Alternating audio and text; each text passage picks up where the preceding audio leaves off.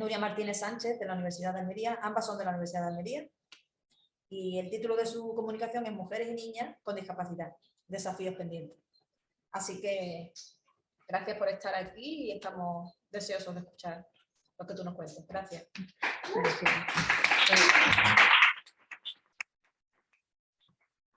Bueno, muchas gracias primero a la organización, a la moderadora, a la compañera y a todos los asistentes, por supuesto.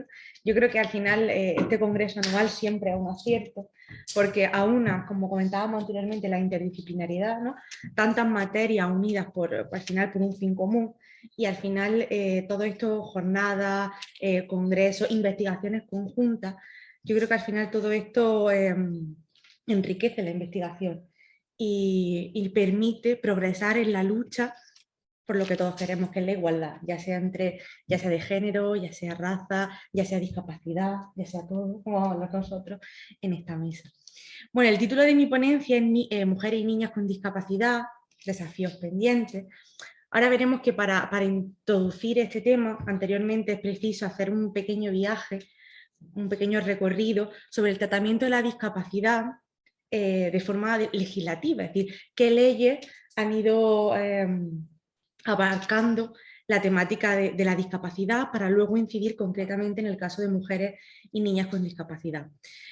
Mujeres y niñas con discapacidad, ¿por qué? Porque estamos en un congreso donde, como decimos, nuestro fin es alcanzar esa igualdad, ¿no?, entre hombres y mujeres, pero también porque son un colectivo doblemente vulnerable. Son mujeres y además tienen discapacidad. Con lo cual estamos ante una discriminación múltiple. Al final, los desafíos que tienen que salvar, lamentablemente, son mucho mayores.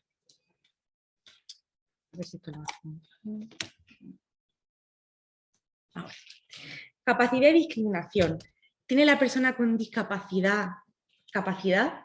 Bueno, pues sí, claro, si nos planteáramos esta pregunta años atrás, no mucho, pongámosle 5. En muchos casos nos dirían que no, especialmente cuando hablamos de discapacidad intelectual. La física parece que la tenemos todos más consensuada. Una persona con discapacidad física tiene la misma capacidad que una persona sin discapacidad. Decimos sí, una persona que esté en silla de ruedas con otro, sí. Pero claro, cuando hablamos ya de discapacidad intelectual, esta pregunta siempre la hago a mis alumnos en clase y ahora es verdad que el porcentaje afortunadamente es mayor los que responden que sí, pero años atrás eran claro que no. ¿Cómo va a ser eso? ¿Tienen los mismos derechos? Bueno, a ver. Sí tienen los mismos derechos, pero no lo pueden ejercitar. Vamos a ver qué ocurre. Porque claro, al final todo eso es reflejo de la legislación, de la sociedad, de la mentalidad imperante en cada momento. Me gustaría hacer un inciso porque, claro, si ustedes ven el panel, aparece mujeres y niñas con discapacidad, que es el título de mi ponencia, pero el título del bloque es mujeres y niñas con diversidad funcional. ¿No? Entonces, claro, es verdad que puede haber un choque conceptual, es decir, ¿por qué aparecen esa doble denominación? Bien, realmente en cuanto a la conceptualización, yo creo que depende un poco de la rama de conocimiento. Es verdad que sociología, educación, psicología han adoptado esa denominación de diversidad funcional. En derecho, no digamos todo, pero los colectivos especialmente sensibilizados con la materia, ¿no?, que al final sus investigaciones revierten sobre la misma, adoptan la denominación de discapacidad. Lógicamente, desterramos todos aquellos términos peyorativos como son minusválidos, discapacitados, incapacitados, aunque los desterramos desde 2015, tampoco hace mucho tiempo. Sí, porque al final lo que consideraba es decir, las personas con discapacidad están por debajo de las personas normales. Dejamos la normalidad ahí un poco en el aire, porque quieren normal, ¿no? Entonces, ¿por qué nosotros adoptamos, en este caso yo adopto el término de discapacidad? Porque la Carta Magna, la norma principal que rige la materia de discapacidad, es la Convención Internacional sobre los Derechos de las Personas con Discapacidad. Esa norma fue promovida y creada gracias a esa constante lucha de familias con discapacidad, de personas con discapacidad, de profesionales sensibilizados con la materia. Y ellos mismos adoptaron el término personas con discapacidad.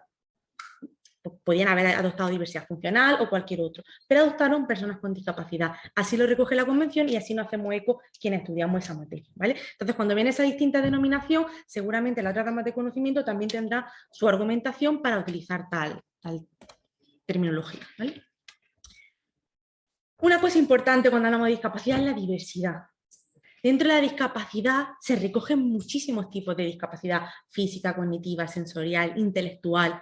Entonces la diversidad, que aquí no se ve, pero porque estaba en otro color, reina en esta temática. Y veremos que es muy importante a la hora de establecer ese ejercicio de la capacidad. ¿Por qué? Porque cada uno necesitará un tipo de apoyo para ejercitar esa discapacidad, dependiendo de su situación. En este viaje legislativo que decíamos que íbamos a hacer antes de empezar con esos desafíos pendientes de las mujeres y niñas con discapacidad, vemos por aquí, desde el Código Civil del 89, ¿no? Ha habido sucesivas reformas. Las 1983, 2003 han sido como las más relevantes. Especialmente importante es la Convención Internacional sobre los Derechos de las Personas con Discapacidad, que se promulga en 2006, pero que es ratificada por España en 2008. Y ahora veremos por qué va a ser fundamental la Convención. Más tarde, ustedes saben, estamos ante un instrumento internacional, el cual los Estados partes, entre ellos España, tienen que adaptar su normativa interna a esa convención. Hemos firmado una convención que nos dice que las personas con discapacidad tienen iguales derechos que el resto. Pero ahora tenemos un montón de leyes en España que nos dicen que no son iguales, que los privan de derechos, que suprimen esos derechos, que restringen esos derechos. Todo eso hay que cambiarlo, todo ese entramado, para que esté en concordancia con la Convención. Todo eso no va a pasar hasta 13 años después y aún quedan cosas por hacer. ¿Vale? Tenemos la ley 15/2015, que es aquella que suprime la incapacitación, aquello de incapacitar, sobre todo en el caso de las personas mayores, o en el caso de la discapacidad intelectual. Pues mi hijo o hija tiene síndrome de Down, mi madre ya es mayor, hay que incapacitarla, especialmente en el caso de las personas mayores cuando hay un patrimonio cuantioso. La incapacitación ahí proliferaban. Es decir, voy a que un juez le diga, no, esta señora no puede dirigir su vida jurídica, no puede realizar actos jurídicos y por tanto voy a ser yo, que soy su hija o hija y tengo mayor capacidad, quien adopte esas decisiones. ¿Vale? Gestionar exactamente el patrimonio. Y por último veremos la ley 8/2021 de 2021, que es la máxima, en este caso, ambición en cuanto a la adaptación de la normativa interna del Código Civil a la Convención.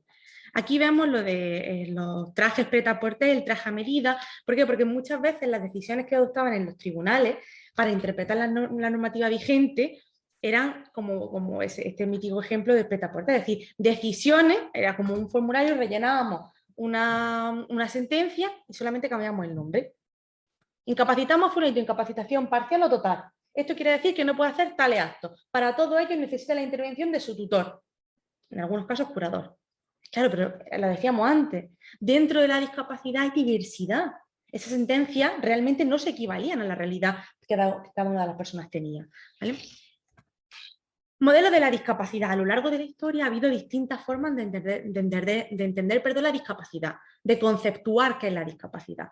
Entramos con el modelo de la prescindencia, no ese modelo medieval, que concibe la discapacidad como un castigo, una maldición que los dioses realizan a una determinada familia. ¿Cómo los castigan? Con esa persona con discapacidad. Esa persona debe ser aislada, marginada, que nadie la vea, que nadie se entere ni siquiera que existe, ¿no? Lo vemos en alguna película, no sé si el jorobado de Notre Dame, por ejemplo, cómo se ve que no puede salir de la iglesia. Más tarde da paso el modelo de prescindencia al modelo rehabilitador. Y este va a ser el que opere durante gran transcurso del tiempo. El modelo médico rehabilitador lo que entiende es que la discapacidad es una enfermedad a la cual se ha de buscar cura. Claro, ¿cuál es el eje central en este modelo? El médico. El médico es el que ha de indagar los diferentes tratamientos que se han de realizar para al final hallar la cura de la discapacidad. Porque la persona con discapacidad no es normal. Lo que pretendemos es que pueda llegar a ese estándar de normalidad que se ha establecido. Bien, ese modelo, cierto es que durante el tiempo va variando, pero está hasta prácticamente en la actualidad. Como veremos, aún tenemos resquicios del mismo. Si bien el modelo médico deja paso al modelo social. El modelo social lo que nos dice es que la persona encuentra obstáculos en la sociedad que le impiden su desarrollo en forma de barreras arquitectónicas, legales, culturales y sociales. alegando un principio de igualdad y no discriminación. ¿Cómo se introduce este modelo social? A través de la Convención. Es un máximo estándar del modelo social. La Convención Internacional sobre los Derechos de las Personas con Discapacidad, que ya hablábamos previamente de la misma. Es el primer tratado internacional de derechos humanos en relación a las personas con discapacidad. ¿Por qué era necesario este tratado? Por lo que venimos diciendo. Porque se les restringían derechos. Es más, se les consideraban que algunos de los derechos fundamentales no les comprendían. Por ejemplo, un derecho al voto. Entonces era necesario un tratado internacional que dijera, no, oigan, hay que luchar por la igualdad. Las personas con discapacidad tienen iguales derechos que el resto, pero no solamente tienen iguales derechos, tienen derecho a ejercitar los mismos. Y promueve una capacidad jurídica universal. Todos tenemos capacidad jurídica, todos, sin importar el tipo de discapacidad. Ahora bien, ustedes dirán, bueno, ¿y cómo lo ejercitamos? ¿Cómo ejercitamos esa capacidad? Una persona con una discapacidad intelectual, por ejemplo, síndrome de Down, igual una persona que tenga un trastorno bipolar, por ejemplo, una persona con Alzheimer. ¿Cómo gestionamos todo eso? Bien, eso también lo piensa la Convención. Dice, ojo, todos tenemos derecho a ejercitar esa capacidad jurídica. ¿Qué ocurre? Que algunas personas necesitarán ayuda, una asistencia para ejercitar la misma. ¿Qué clase de ayuda? Dependerá de la situación de la persona. Eso se le denomina apoyo y puede ser material, técnico, humano, animal. Al final, todo en la vida en algún punto necesitamos apoyo. ¿Por qué se lo vamos a negar a las personas con discapacidad? ¿No? Los pilares de la Convención son voluntad, deseo y preferencias y trayectoria vital. ¿Qué quiere decir esto? Que lo que rige en el ámbito decisional de la persona, en primer lugar, es su voluntad. ¿Qué quiere? Desterramos el principio anterior que nos decía que en las decisiones que respetan a la persona con discapacidad hay que velar por su interés superior. ¿Cuál es el interés superior de cada persona? ¿Qué es lo mejor para cada persona? ¿Qué es lo mejor para usted, para usted, para usted, para mí? Igual no es lo mismo. ¿Por qué tenemos que tener un estándar para la persona con discapacidad? Que ella nos diga qué es lo mejor para ella. Y si ella no puede manifestar su voluntad, bueno, vamos a ver cuáles son sus deseos o preferencias, en caso de que haya realizado algún poder preventivo. Tampoco, no realiza ningún poder preventivo, no podemos hallar esos deseos y preferencias. Vamos a ver su trayectoria vital. ¿Qué hubiera hecho ella de poder manifestar su voluntad? Vamos a indagar para que realmente las decisiones que se adopten sean lo más cercanas a la voluntad de la persona. En Helen Keller, que es una escritora y activista por los derechos de las personas con discapacidad, de finales del siglo XIX y principios del XX, reflejó muy bien qué era aquello del apoyo, ¿no? Ella era una persona, además, sorda invidente, entonces en un mundo en el siglo XIX estaba totalmente condenada a la marginación y, por supuesto, ni hablemos de llegar a alcanzar algún sueño, como el suyo que era ser escritora, ¿no? Pero tuvo la suerte de contar con su profesora e institutriz Anne Sullivan, que se esforzó en que esa niña aprendiera todo lo posible. ¿Cómo? Prestándole su apoyo constante, de la forma que mejor le sirviera a ella en su situación. Anne Sullivan es un ejemplo de lo que ha de ser el apoyo. Gracias a ella, gracias a ese apoyo constante y humano, esta chica llegó a ser una de las escritoras activistas más importantes del siglo XIX. ¿Qué nos dice la Convención respecto a las mujeres con discapacidad? Su artículo 6 dice que los Estados partes, entre ellos España, reconocen que las mujeres y niñas con discapacidad sufren discriminación múltiple, lo que hablábamos antes, son mujeres y encima tienen discapacidad. Y los Estados partes se han de comprometer a adoptar las medidas que aseguren la igualdad de derechos de esas mujeres y niñas con discapacidad respecto al resto. Para ello, deberán adoptar las medidas que consideren pertinentes, principalmente modificando sus legislaciones. Pero ahora, como veremos, no solamente es preciso modificar la legislación. Si modificamos la legislación, pero no indagamos en ese concepto de discapacidad, si no se asienta ese concepto social de discapacidad, es muy complicado que esa legislación se interprete correctamente. Porque si seguimos pensando que la persona con discapacidad tiene una enfermedad que se ha de curar, de poco nos vale una legislación acorde con la Convención, porque en sede judicial habrá personas que tengan la mentalidad del modelo rehabilitador, porque en la escuela habrá personas que tengan la mentalidad del modelo rehabilitador, y todo esto repercutirá en esa mayor discriminación y en esa desigualdad. Algunos ámbitos. ¿En qué ámbito las mujeres y niñas con discapacidad sufren esta discriminación principalmente? Ámbito familiar, ahora veremos, matrimonio, ¿vale? Maternidad, ámbito consensual, el consentimiento en toda su esfera y forma, y por último el ámbito penal, que simplemente detallaremos, voy a hacerlo lo más brevemente posible, ¿vale?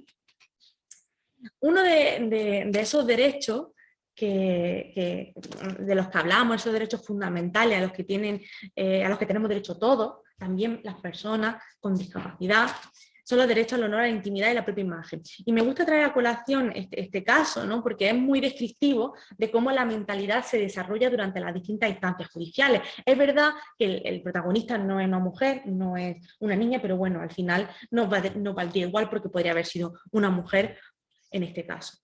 Se trata de, no sé si algunos se acuerdan de un programa que había por la noche que se denominaba Crónicas Marcianas, ¿sí? Que a veces lo que utilizaban era, una de sus secciones dentro de ese programa, era traer a personas, que ellos denominaban pues friki y tal, pues realmente para burlarse de ellos. Es decir, hacer mofa, hacer burla de los mismos. Bien, pues en una de esas entrevistas el señor Cárdenas buscaba por la calle a personas que cumplieran ese prototipo que el programa tenía establecido y encuentran a este señor. En la entrevista, si tienen la oportunidad de verla, se ve claramente que el señor no entiende bien lo que le están diciendo. Sí, él participa en el programa, pero no está entendiendo el motivo del mismo. Es decir, no sabe que están riendo de él, no con él. ¿Qué ocurre?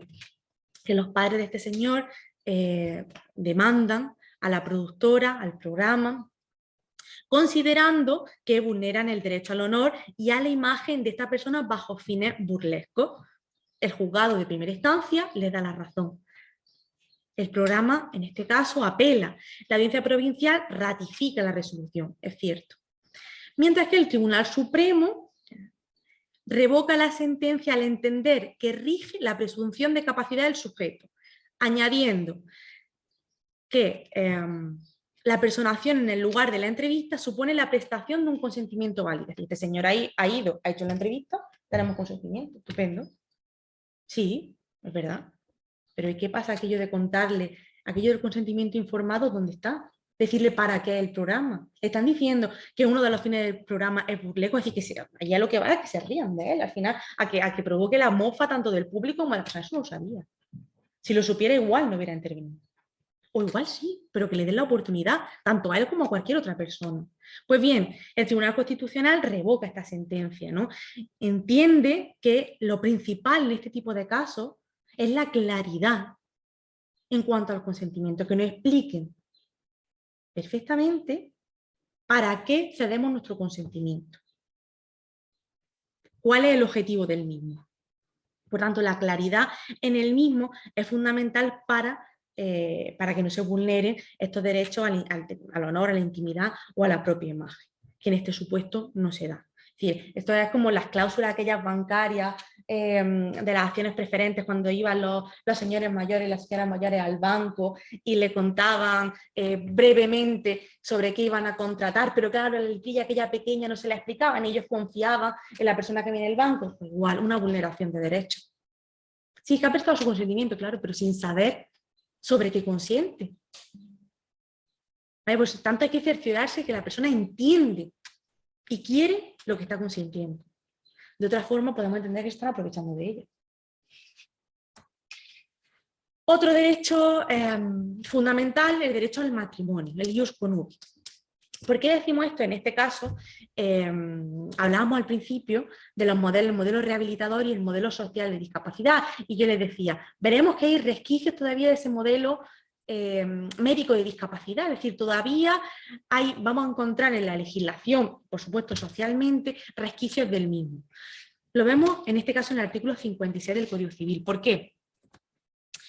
Nos decía el artículo 56 del Código Civil, el derogado, ¿vale? El anterior, que era necesario, si alguno de los contrayentes estuviese afectado por deficiencias mentales, intelectuales o sensoriales, se exigirá por el secretario judicial, notario encargado del registro o funcionario, dictamen médico sobre su aptitud para prestar consentimiento. Ojo, si usted tiene alguna discapacidad, vamos a ver si usted puede prestar consentimiento. Pero claro, ¿quién dice si puede usted prestar o no consentimiento? Un médico. Esto a que nos recuerda al modelo médico, ¿verdad? Cuando nosotros lo que aspiramos es al modelo social, que es el que dice la Convención. Por tanto, sería preciso, a lo mejor, bueno, una mesa redonda en la cual participe quizá familia de esta persona para ver si realmente quiere contraer matrimonio o no, pero un médico.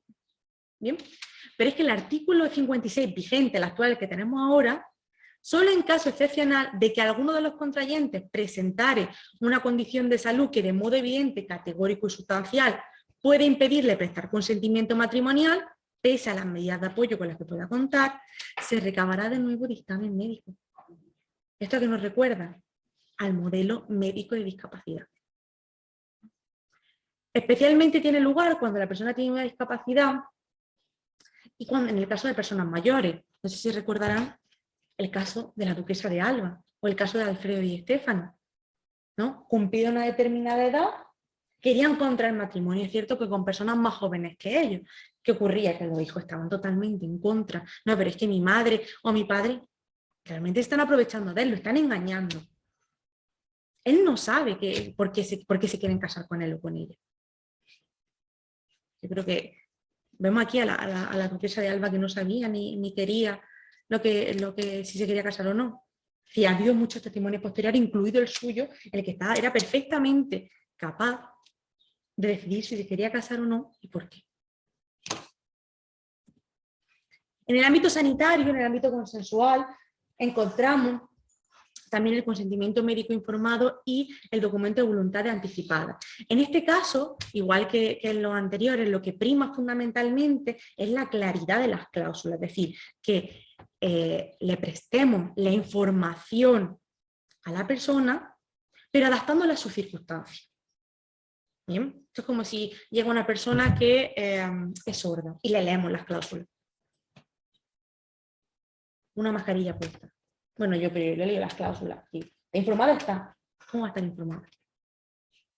¿Sí? Pues en cualquier caso, igual si una persona tiene cualquier discapacidad intelectual, vamos a adaptar un lenguaje sencillo, porque al final el consentimiento informado, aquí estamos hablando de discapacidad, pero si un médico hablara en lenguaje técnico, yo tampoco lo entendería. Y no tengo ninguna discapacidad, ¿no? Por eso hay que cerciorarse que la persona entiende y quiere lo que estamos sintiendo. Y luego el documento de voluntad anticipada, que tiene un valor fundamental y que es muy desconocido, ya no solamente en el ámbito de la discapacidad, sino en el ámbito general, porque nos permite establecer cuáles son los tratamientos que nos gustaría que nos llevaran a cabo o que no se llevaran a cabo.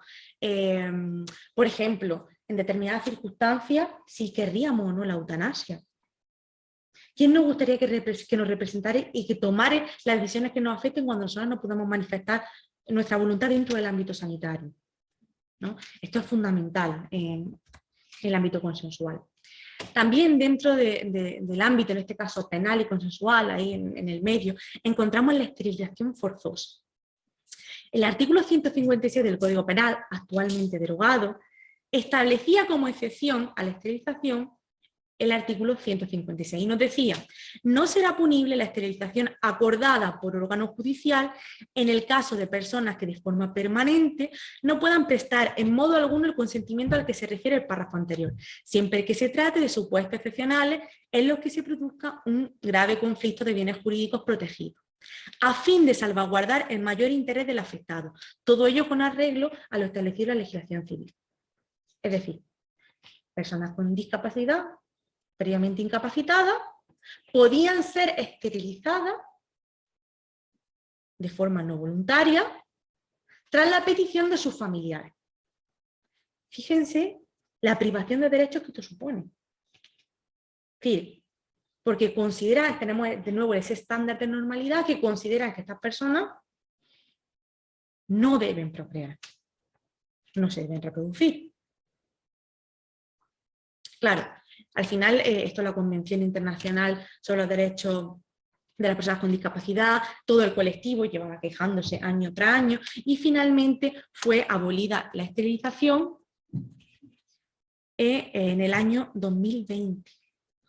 Fíjese la contradicción. Si tenemos a personas que han cometido delitos de agresión sexual de forma reiterada, ¿sí? Los violadores, que lo han cometido varias veces, son reincidentes. Y cuando alguna vez se plantea en algún seno de algún congreso, jornada, y la esterilización de estas personas, dicen, no, estamos vulnerando sus derechos humanos a que las personas con discapacidad no los tenían. Fíjense la barbaridad y la aberración que eso era. Bueno, pero a partir de 2020, como digo, fue derogado, ¿no? Los argumentos para esterilizar pues, eran muy diversos, desde que la persona no entendía las consecuencias de un embarazo, todo eso podría ser perjudicial para ella, desde que bueno, no podía controlar su sexualidad, etcétera, etcétera, etcétera. Al final esto también revertía, al final esto es una pescadilla que se muere de la cola, ¿no? Esterilizar a la persona también era silenciar el abuso.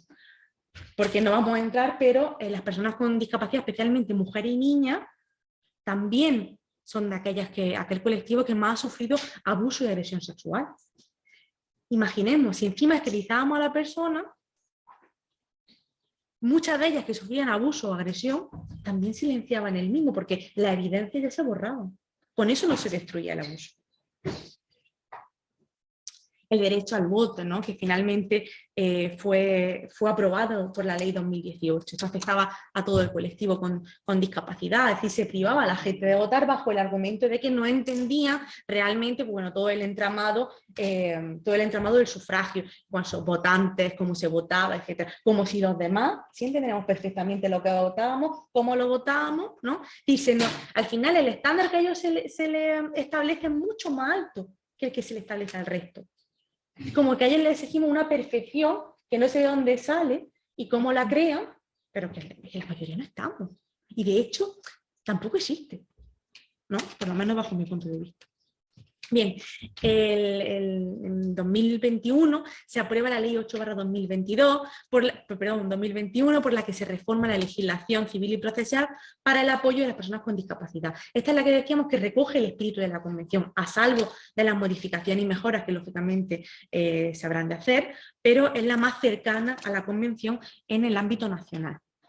Las claves de esta reforma son la sustitución en la toma de decisiones, es decir, ya no rige un principio por el cual todas las decisiones que competan a la persona con discapacidad serán juzgadas o serán, en este caso, enlazadas según un interés superior de la propia persona, es decir, no serán terceros los que decidan qué es lo mejor para la persona, sino que lo principal, lo que se tiene en cuenta en sus decisiones, será lo que ellos quieran. Su voluntad, ¿vale? De aquí que rija el principio de autonomía de la voluntad. Como decíamos, igual que la Convención, rige una capacidad jurídica universal, todos tenemos la misma capacidad, la misma aptitud para tener derecho y la misma aptitud para ejercitar tales derechos. Y en aquello en lo que se necesite para el ejercicio, pues el apoyo, que dependerá y será tan variable como personas con discapacidad haya. ¿Bien? Porque además, incluso dos personas con discapacidad, teniendo la misma discapacidad, no se encuentran en la misma situación, porque dependerá de la educación que hayan tenido, de los recursos que hayan tenido, etc. Aquí hay una amplia tipología de apoyos, tenemos desde apoyos voluntarios hasta apoyos, en este caso, judiciales, a los que no vamos a entrar por una cuestión temporal, pero bueno, luego queda a su disposición para cualquier pregunta. Y al final lo que se pretende con todos estos tipos de apoyo es que asistan a la persona, no que sustituyan su voluntad, sino que la asistan, que sean ese hombro donde apoyarse. Bien, eso al final es como si imaginemos que nosotros vamos a votar a un colegio electoral, ¿bien? Y hay un tranco de 1,5 metros para entrar al colegio. Es la única forma de acceder. Muchísimas personas no podrían salvarlo y no tienen discapacidad. ¿Qué necesitan ahí? Un apoyo, en este caso, una medida arquitectónica, una rampa, un ascensor, que el muro sea más bajo, pues igual, ¿no? Al final, metafóricamente, la persona con discapacidad necesita ese apoyo. Para concluir, simplemente tener presente algunos conceptos fundamentales tanto para mujeres, niñas, como para todo el colectivo con discapacidad, es fomentar el apoyo en aquello que precise y no la sustitución de la voluntad. Recordar que dentro de la discapacidad hay una diversidad, es decir, esto no consiste en dar a todos lo mismo, sino a cada uno lo que precise, que rige siempre en las decisiones que respetan a la persona, su voluntad. Si no puede manifestar su voluntad, sus deseos y preferencias, y si no, su trayectoria vital, ¿vale? El derecho a equivocarse, que algunos autores ya lo reconocen como un derecho humano. Si todos nos podemos equivocar, ¿por qué a ellos le negamos ese derecho? Y luego algo fundamental, concienciación, sensibilización y empatía. Si al final modificamos las normas, pero el viejo patrón de modelo rehabilitador que concibe a la discapacidad como una enfermedad no lo desterramos desde la escuela, instituto, en cualquier sede social, al final la interpretación de la norma siempre irá al sentido anterior, con lo cual no habremos ganado nada. Entonces, es importante, pues por eso son importantes todas estas jornadas, estos congresos, ¿no? Para dar a conocer y poner en común todo ello. Bueno, y sin más, quedo a su disposición luego en el turno de preguntas para cuantas quieran plantear. Muchas gracias.